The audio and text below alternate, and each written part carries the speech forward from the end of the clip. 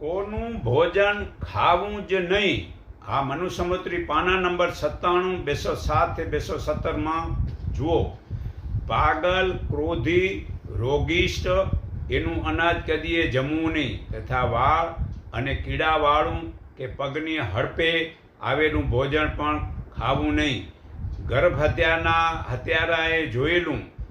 ઋતુ દર્શનવાળી સ્ત્રીએ અડકેલું, પક્ષીએ બોટેલું, કૂતરાએ સપરેસેલું, ગાયે સૂંઘેલું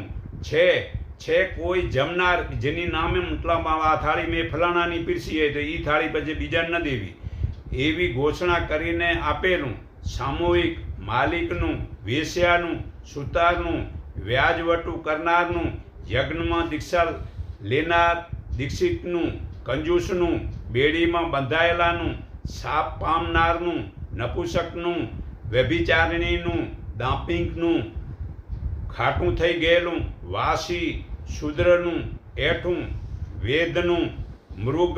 આદિના શિકારીનું, ઘાતકીનું, એઠું જમનારનું,